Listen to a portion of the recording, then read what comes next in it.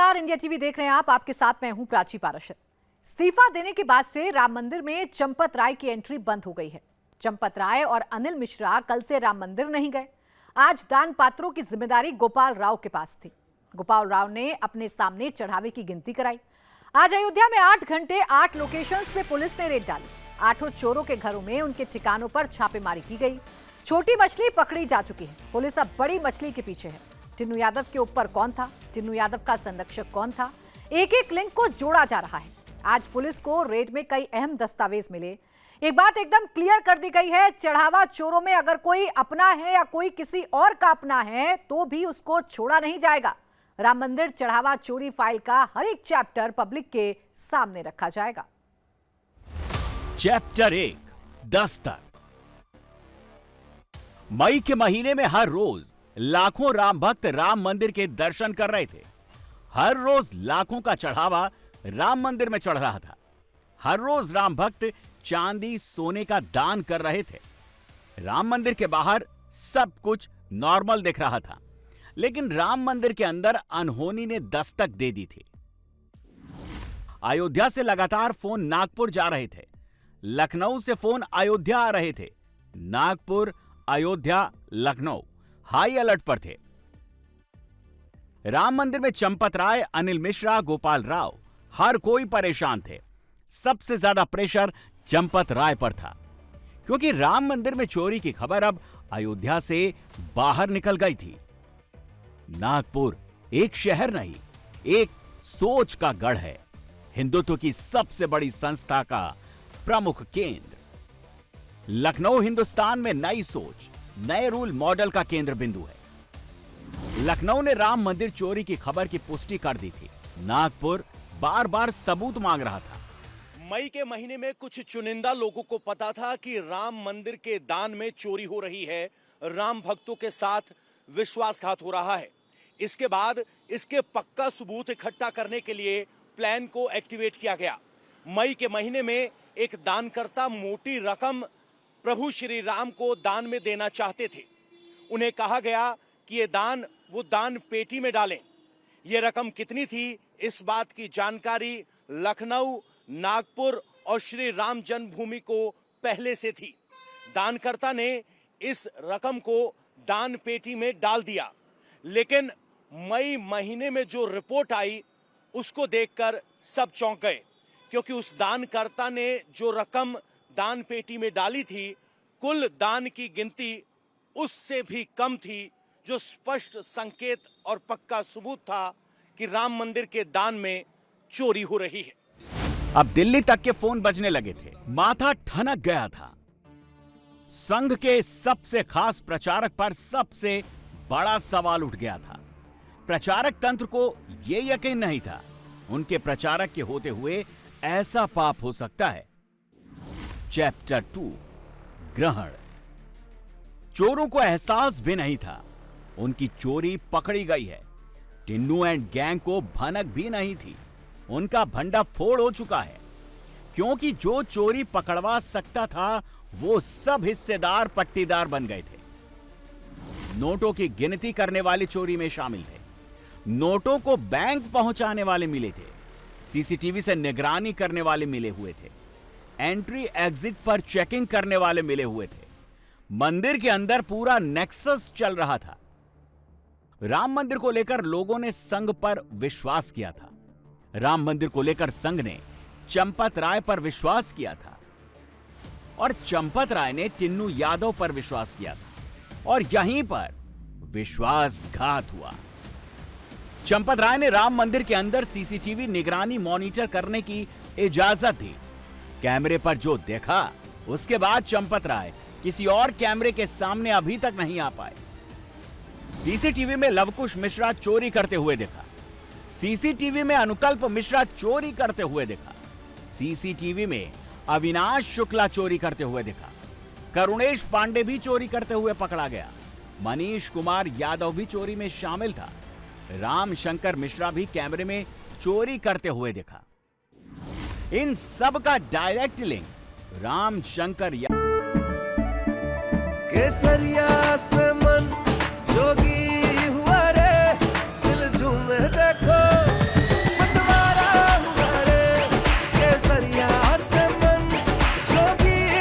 हर पल मनाओ केसरी त्योहार।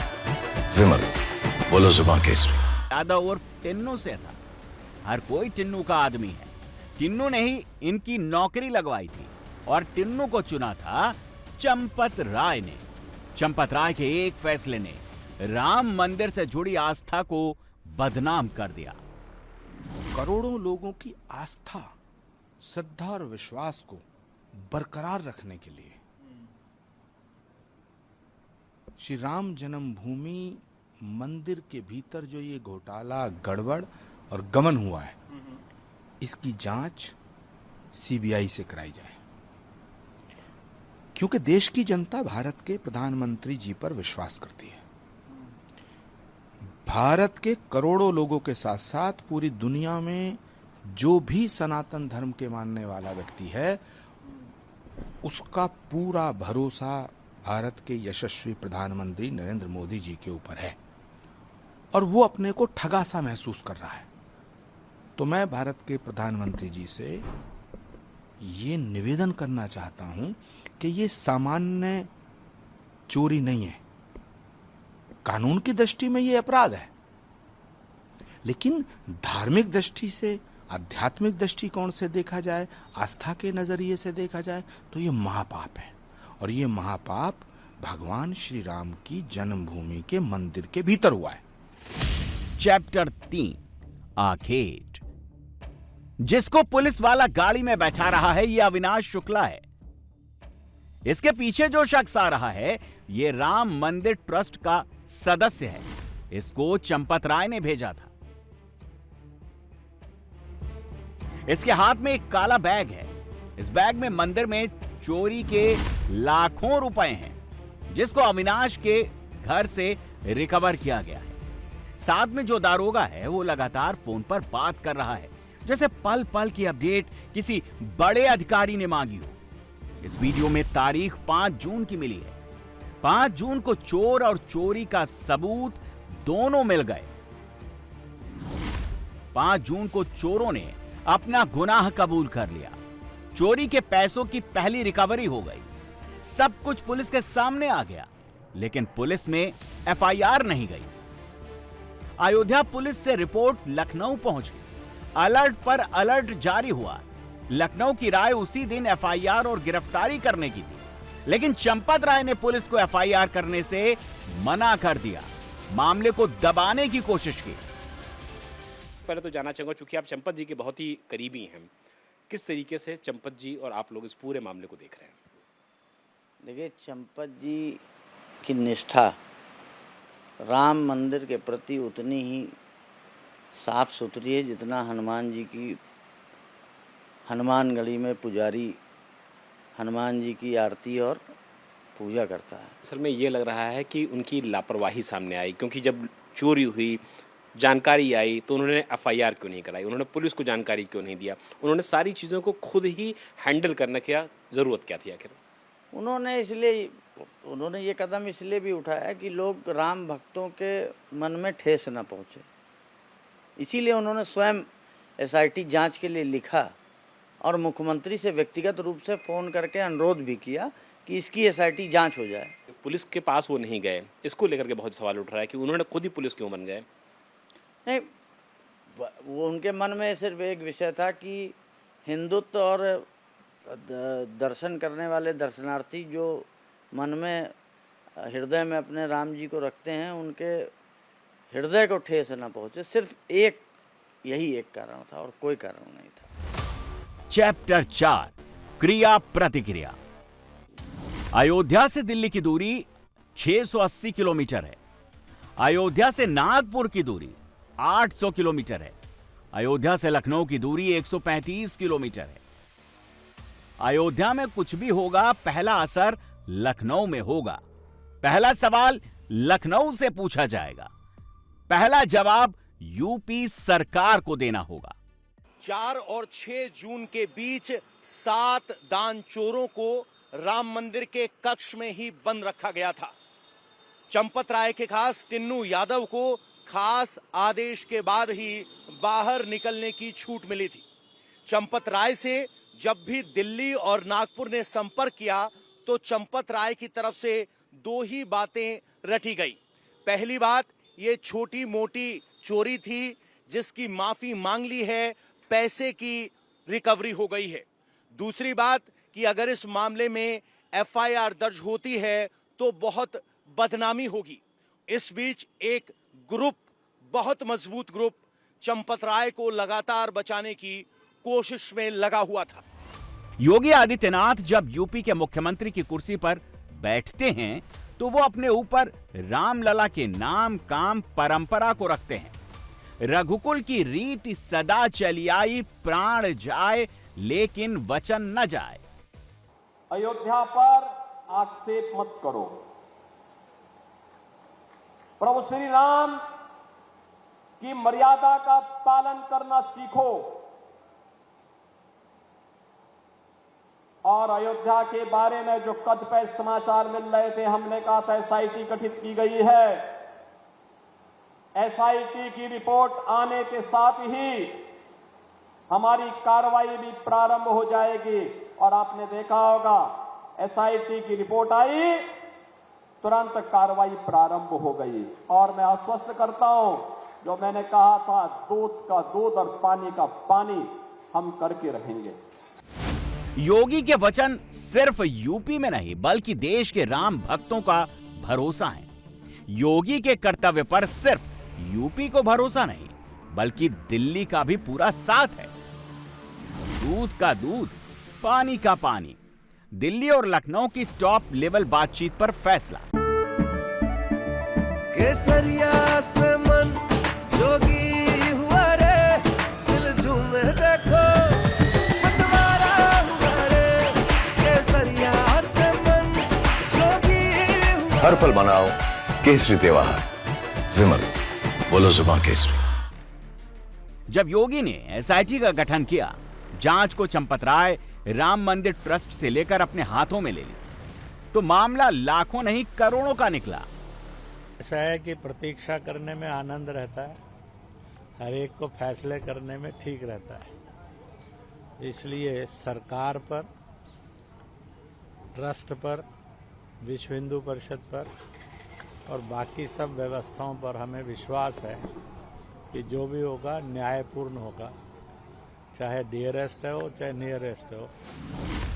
चैप्टर 5, श्राप। अयोध्या में कहा जाता था, टिन्नू यादव को भला कौन छू सकता है। आज टिन्नू यादव जेल में सलाखों के पीछे है। ऐसे ही बोला जाता था, चंपत राय से भिड़ने की गलती कौन कर सकता है। राम मंदिर ट्रस्ट से चंपत राय से इस्तीफा ले लिया गया। अब आगे क्या होगा, यह सवाल चंपत राय को डरा जरूर रहा होगा। पलंग के नीचे, गोबर के अंदर, दीवार के अंदर चढ़ावे का पैसा छिपाया गया था। चढ़ावा चोरी से मकान, गाड़ी, ज्वेलरी सब खरीदे गए। अब हिसाब और जवाब दोनों देना होगा।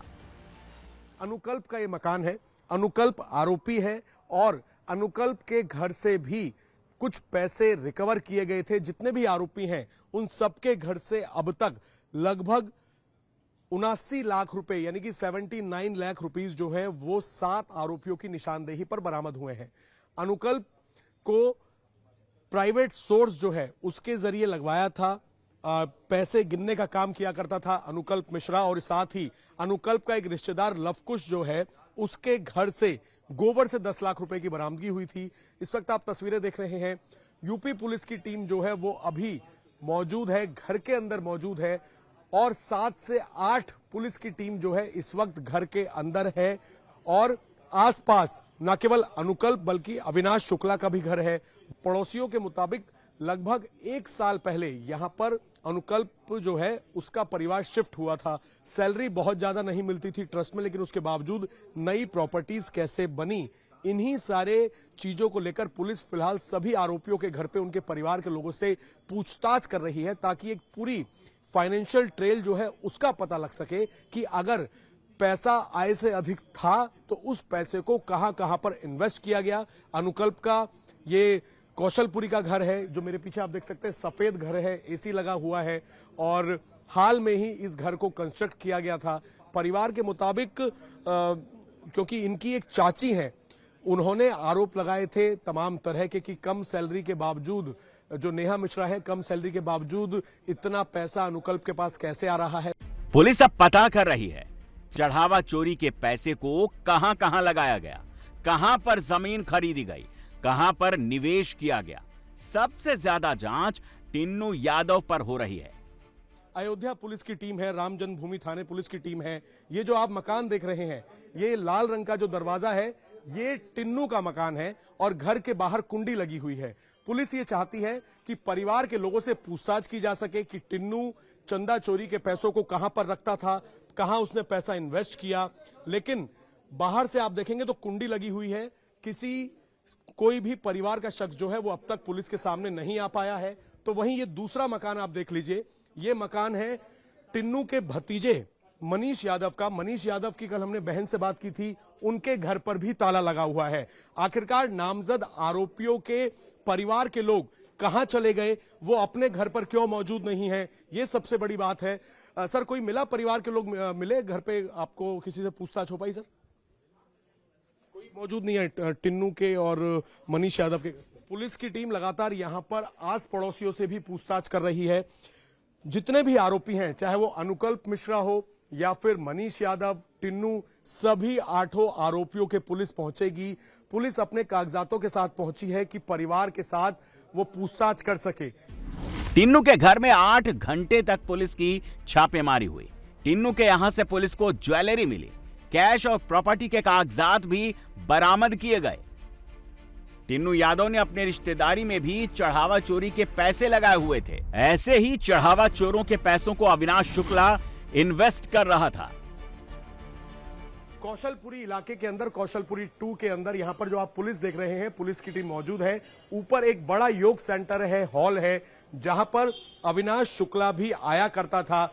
उसी चीज को लेकर फाइनेंशियल ट्रेल, कितना इन्वेस्टमेंट अविनाश शुक्ला ने यहां पर अपने परिवार के नाम पर कर रखा था, इन्हीं तमाम चीजों की जानकारी अविनाश शुक्ला के परिवार से इस वक्त ऊपर ये जो हॉल है, यहीं पर पुलिस की टीम ले रही है। न केवल अविनाश शुक्ला बल्कि जितने भी आरोपी हैं, पुलिस की टीम ये चाहती है कि जब इनको कोर्ट में पेश किया जाए, इनकी कस्टडी ली जाए, तो पुलिस के पास अहम ठोस टेक्निकल एविडेंस हो, जिसमें यह पता चल सके कि इन सभी चंदा चोरी के आरोपियों ने कहां कहां पर कितना कितना पैसा इन्वेस्ट किया है, इनकी क्या प्रॉपर्टी है, इनके बैंक अकाउंट्स की डिटेल।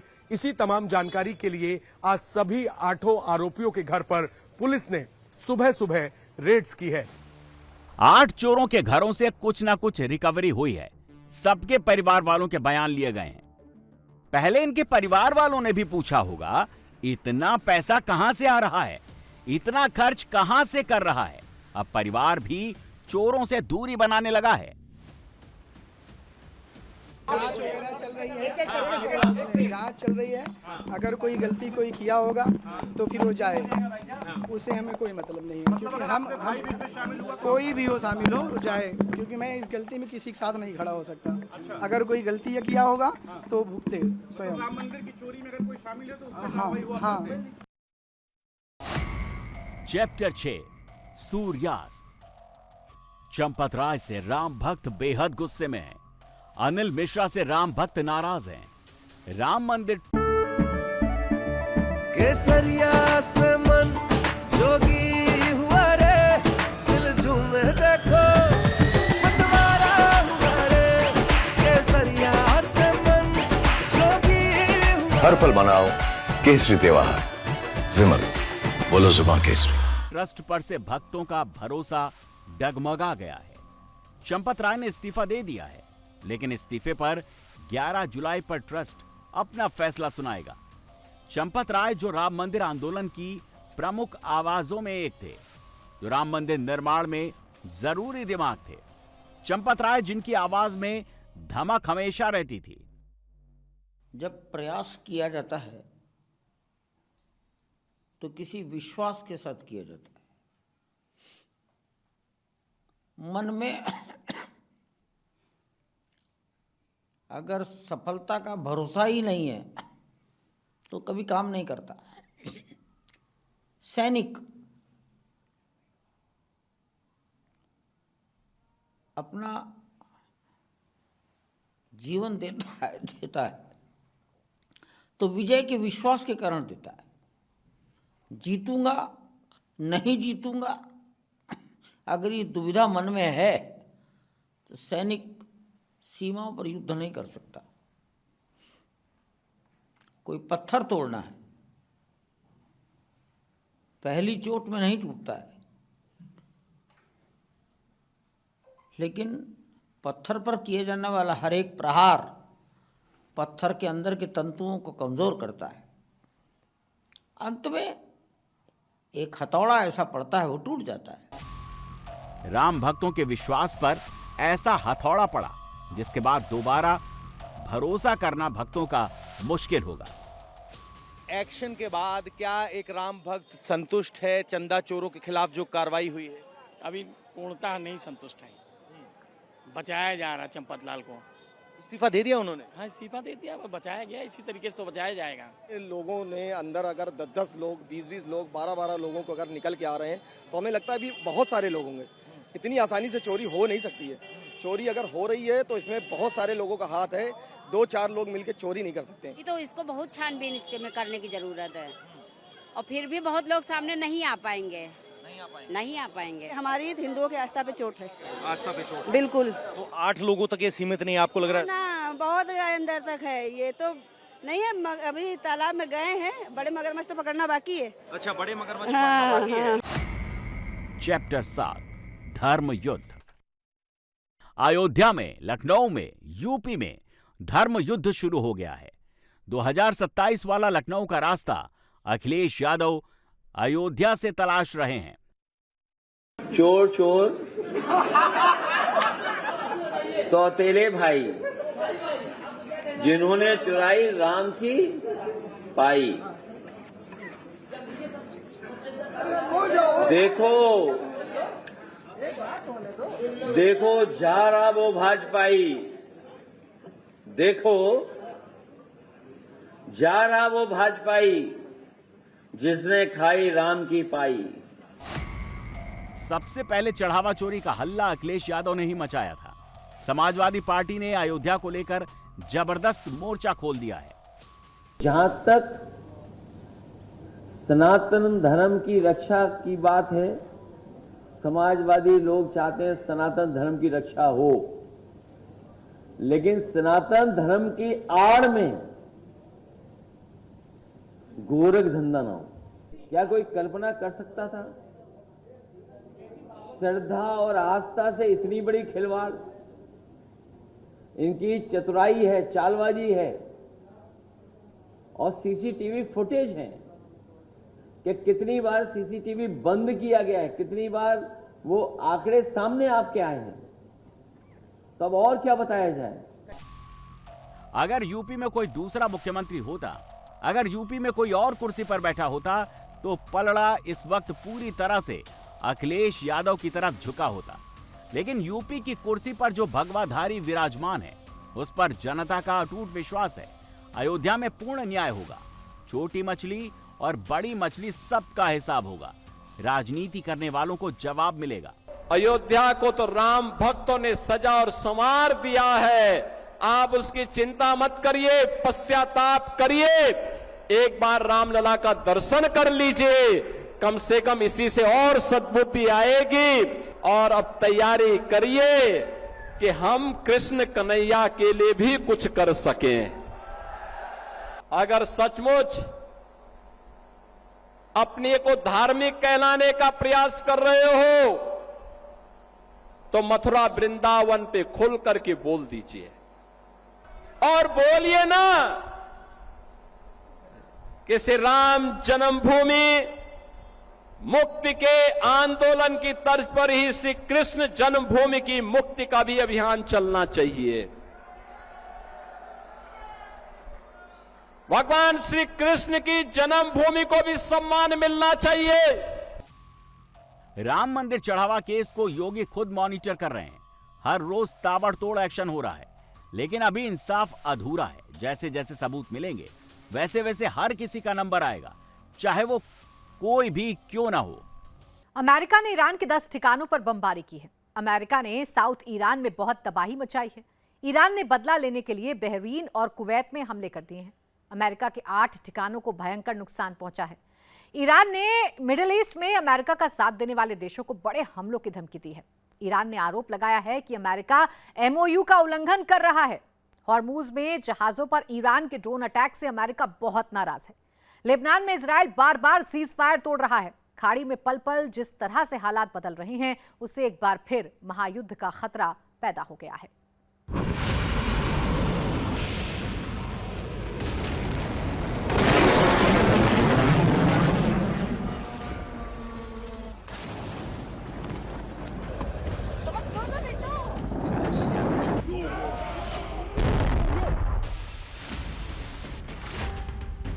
अमेरिका ईरान में भीषण युद्ध, रेड लाइन किसने क्रॉस की?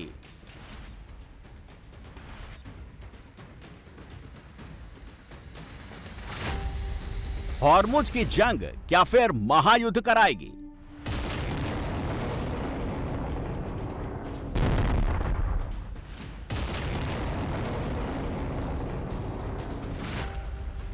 ईरान ने 4 दिन में 2 जहाजों को हॉर्मुज में उड़ाया।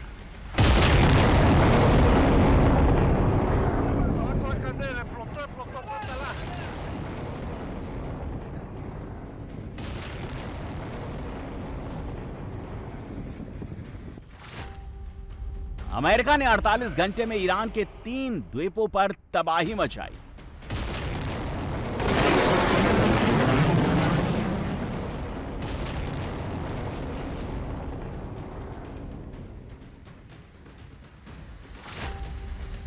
अमेरिका ने हॉर्मुज के पास ईरान के 10 अड्डे उड़ा दिए।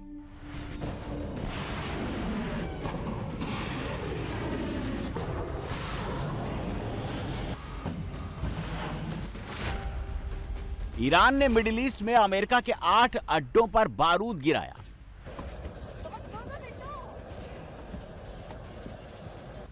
ईरान अमेरिका के बीच MOU खटाई में पड़ गया है। दोनों तरफ से मिसाइल युद्ध शुरू हो गया है।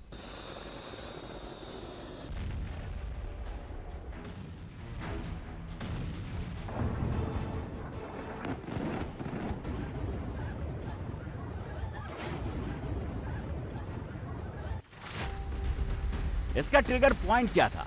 25 जून को ईरान ने हॉर्मुज में कार्गो शिप एवर लवली पर ड्रोन अटैक किया।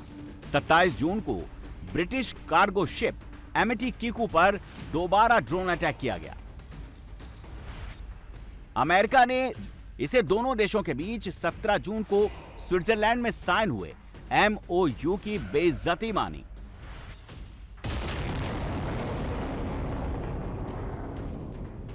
अमेरिका ने ईरान पर पलटवार किया। पहले दिन सिरिक आइलैंड में ईरान के राडार सिस्टम, कम्युनिकेशन और कमांड सेंटर को उड़ा दिया।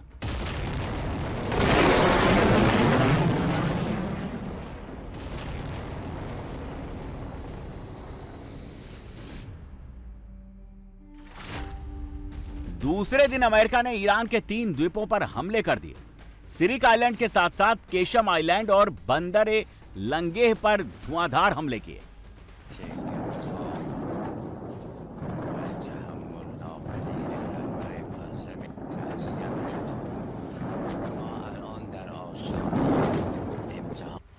अमेरिका का दूसरा हमला पहले वाले हमले से बड़ा है।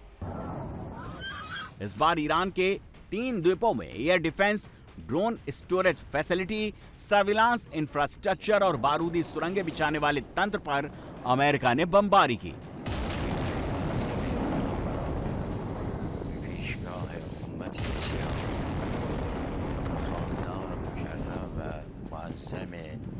ईरान ने ईंट का जवाब पत्थर से दिया। मिडिल ईस्ट में अमेरिका के 8 ठिकानों पर मिसाइल और ड्रोन से भीषण हमले कर दिए गए।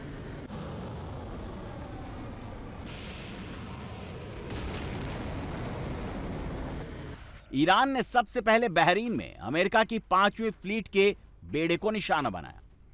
IRGC नेवी ने बैलिस्टिक मिसाइलों और ड्रोन से बहरीन में बेस पर हमला किया। ईरान ने दूसरा बड़ा हमला कुवैत में अमेरिकी बेस पर किया, जहां अमेरिकी बेस एक्टिव है। कुवैत सिटी के पास अमेरिका का अली अल सलेम एयरबेस है। मिसाइल अटैक के फौरन बाद कुवैत सिटी में खतरे के सायरन बज रहे हैं ताकि लोग सुरक्षित ठिकानों पर चले जाएं।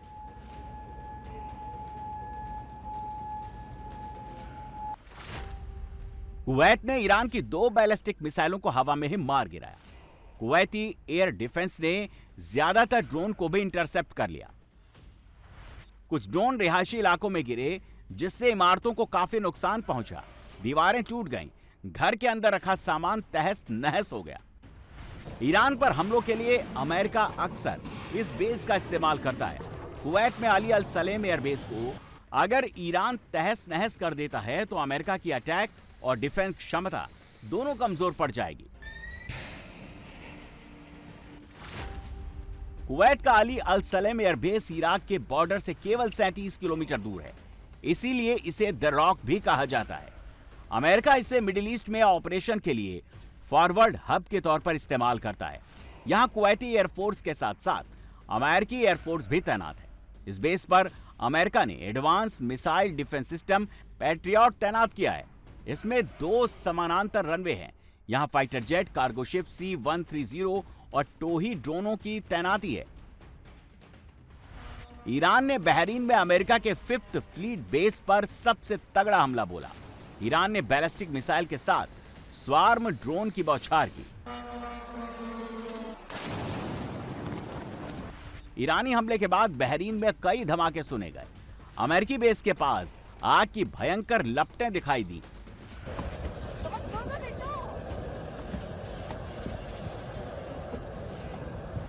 ईरानी हमला कितना घातक था वो इस तस्वीर से समझ सकते हैं। पूरी बिल्डिंग मलबे में ढेर हो गई है। वहां जो कुछ भी था वो तहस नहस हो गया। ईरान के प्रिय और समर्पित लोगों, IRGC की नेवी और एरोस्पेस फोर्स में आपके समर्पित और जाबाज बेटों ने आज रविवार 28 जून को सुबह 2 बजे से 3 बजे के बीच एक संयुक्त मिसाइल और ड्रोन ऑपरेशन चलाया। इस ऑपरेशन में उन्होंने कुवैत के अली अल सलेम एयरबेस पर मौजूद बच्चों की हत्या करने वाली अमेरिकी सेना और बहरीन में सलमान पोर्ट पर मौजूद अमेरिकी 5th फ्लीट के 8 अहम इंफ्रास्ट्रक्चर ठिकानों पर बैलिस्टिक मिसाइल्स और ड्रोन दागे, उन्हें नष्ट कर दिया और हाल ही में अमेरिका की आक्रामक हरकतों का कड़ा जवाब दिया। हमलावर दुश्मन जिसकी आदत ही वादों और समझौतों को तोड़ना है। ईरान की बैलिस्टिक मिसाइलों को बहरीन के आसमान में जाते हुए कैमरे में कैद कर लिया गया। ज्यादातर मिसाइलें इंटरसेप्ट कर ली गईं। फिर अमेरिकी बेस को काफी ज्यादा नुकसान होने की खबर है। हालांकि ट्रंप प्रशासन किसी भी नुकसान से इनकार कर रहा है। कुछ मीडिया रिपोर्ट्स में दावा किया गया कि बहरीन हमले में अमेरिका के कुछ सैनिक घायल हुए हैं। अमेरिकी मीडिया में दावा है कि ये ईरान की रेड लाइन है जिसे उसने क्रॉस करने की जुर्रत की है। अब बातचीत का समय खत्म हुआ, डिप्लोमेसी के दिन गए। अब देखिए आगे क्या होता है। अमेरिका का बहरीन बेस, जहां सैकड़ों जंगी जहाज हैं, जहां सबसे एडवांस एयर डिफेंस लगे हुए हैं, वहां ईरान ने हमला कर ट्रंप की टेंशन बढ़ा दी है। अमेरिका बहरीन बेस से अरब सागर, लाल सागर और ओमान की खाड़ी की निगरानी करता है, जिसमें 21 देश शामिल हैं। बहरीन बेस से अमेरिका समंदर के 3 रास्तों हॉर्मुज, बाब अल मंदेब और स्वेज नहर से गुजरने वाले जहाजों की सुरक्षा देता है। बहरीन बेस में अमेरिका की टास्क फोर्स 59 तैनात है, जो AI और समुद्री ड्रोन से लैस विशेष यूनिट है। बहरीन में अमेरिका का 5वां बेड़ा 2.5 मिलियन वर्ग मील में फैला हुआ है। इसीलिए अब आशंका बढ़ गई है कि बहरीन में हुए हमलों का अमेरिका करारा बदला लेगा। बहरीन और कुवैत बेस पर अटैक के बाद दबाव ट्रंप पर है। ट्रंप ने इशारा दे दिया है। लगता है ईरान कभी नहीं सुधरेगा। हम और संयम नहीं बरतेंगे। एक समय ऐसा भी आ सकता है जब हमें उस सैन्य अभियान को पूरा करना पड़ेगा जिसकी शुरुआत हमने बहुत सफल तरीके से की थी। अगर ऐसा हुआ तो ईरान का अस्तित्व ही नहीं बचेगा।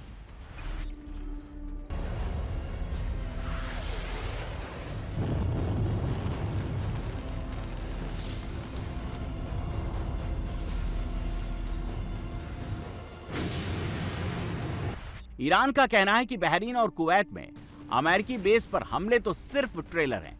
अभी तो एडवांस मिसाइलों को ईरान ने दागा ही नहीं है।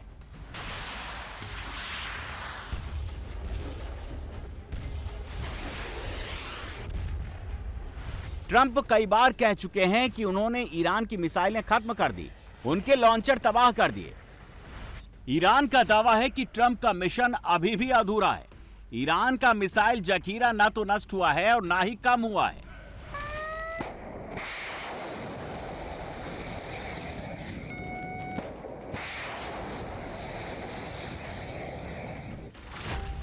हॉर्मुज में नई जंग की वजह क्या है? ईरान ने अचानक जहाजों पर हमला क्यों किया? इसे समझने के लिए हॉर्मुज को समझना जरूरी है। 33 किलोमीटर चौड़ा हॉर्मुज स्ट्रेट दो किनारों को जोड़ता है, एक ईरान का और दूसरा ओमान का। हॉर्मुज में जहाजों के आने जाने के दो रास्ते हैं। पहला रास्ता साउदर्न रूट कहलाता है, जो हॉर्मुज स्ट्रेट के दक्षिणी छोर से जाता है, ओमान और संयुक्त अरब अमीरात के करीब से होकर गुजरता है। दूसरा रास्ता नॉर्दर्न रूट कहलाता है, जो ईरान के जल क्षेत्र के करीब से होकर गुजरता है।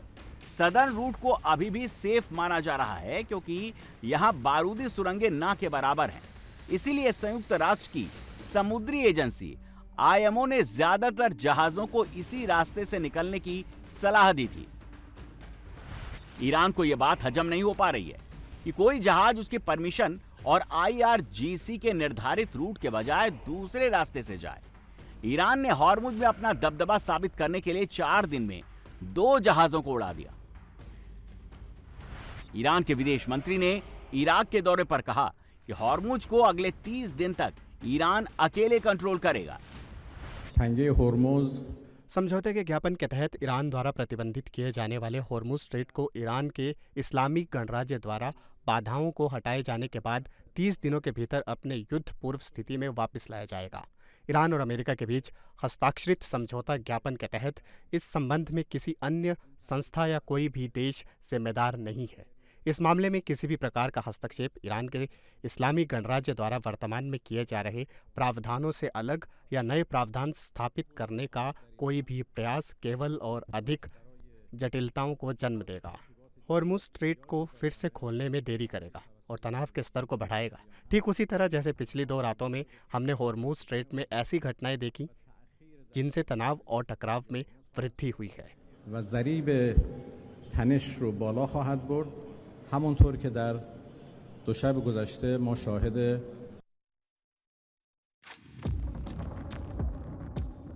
ट्रंप के जले पर नमक छिड़कने के लिए ईरान ने अपने नए मिसाइल लॉन्चर्स की परेड कराई है।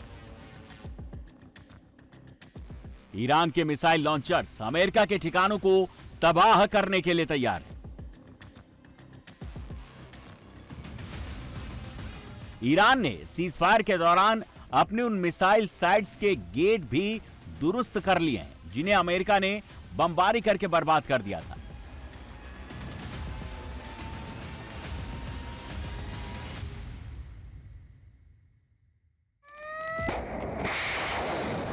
हॉर्मुज पर वर्चस्व की असली लड़ाई अब शुरू हुई है। अमेरिका हॉर्मुज के पास ईरान के 5 द्वीप पर बड़े हमले कर वहां ईरान की मिलिट्री ताकत खत्म करना चाहता है, मगर यह आसान नहीं है, क्योंकि IRGC का सेटअप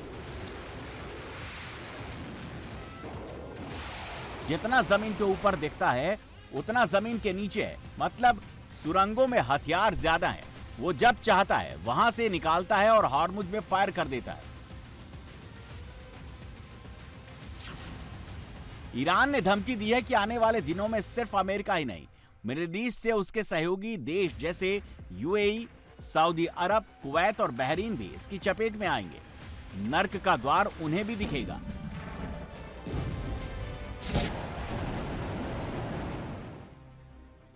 अब सवाल उठता है कि पीस डील का क्या होगा। ईरान ने डील को कूड़ेदान में फेंकने की धमकी दी है।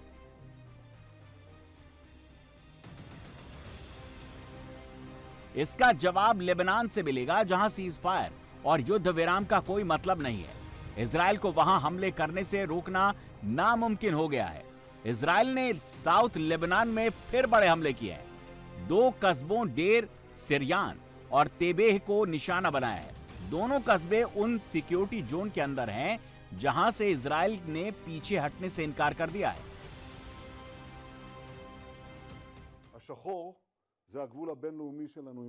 काली रेखा लेबनान के साथ हमारी अंतर्राष्ट्रीय सीमा है। पीली रेखा सुरक्षा रेखा है, या कहें कि सुरक्षा क्षेत्र की रेखा है। और यहाँ एक छोटा सा विस्तार है जो हमने हाल के हफ्तों में किया है। वे पायलट क्षेत्र कहाँ हैं जिनकी हम बात कर रहे हैं?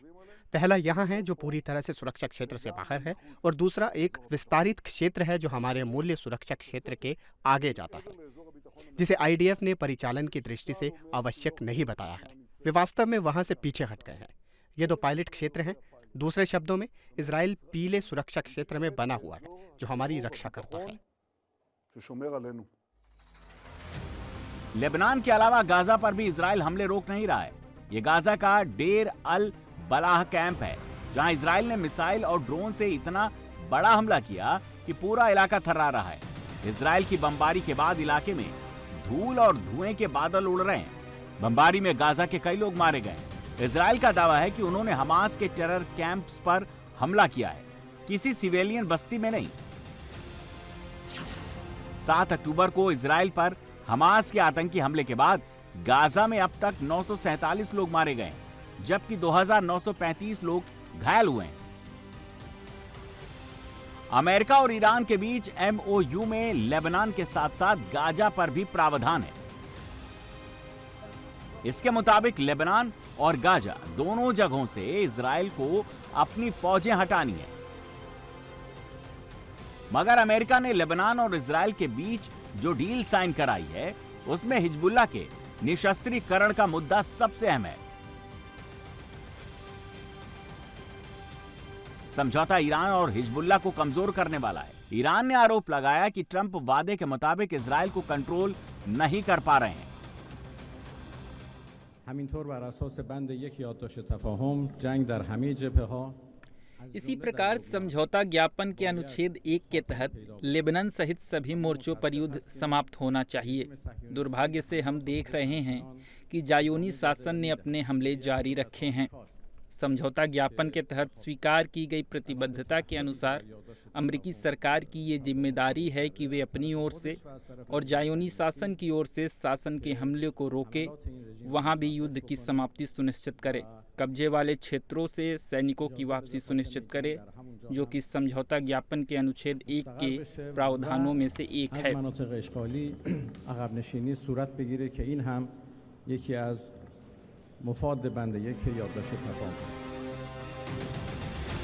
नेतन्याहू का इरादा बिल्कुल क्लियर है। भूमध्य सागर से जॉर्डन तक कोई दूसरा देश नहीं बनेगा।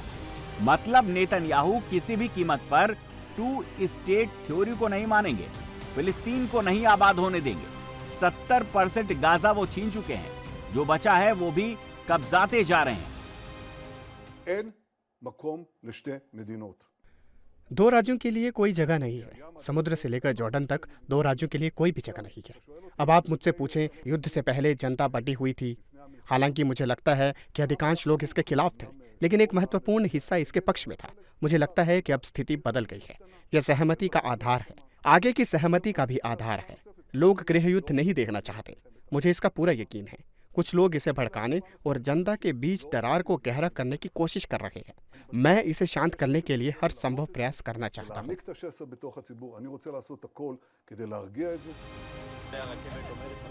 इजराइल की राजधानी तेल अवीव में आतंकवादी हमला हो गया। 2 कार बम धमाके हुए। एक कार बम ब्लास्ट तेल अवीव के पास जाफा शहर में हुआ, जिसमें 38 साल के शख्स की मौत हो गई, जबकि उसका 6 साल का बच्चा घायल है। इजराइल के होलोन शहर में भी एक और कार विस्फोट हुआ, जिसमें एक 30 वर्षीय व्यक्ति की गंभीर रूप से झुलसने से मौत हो गई।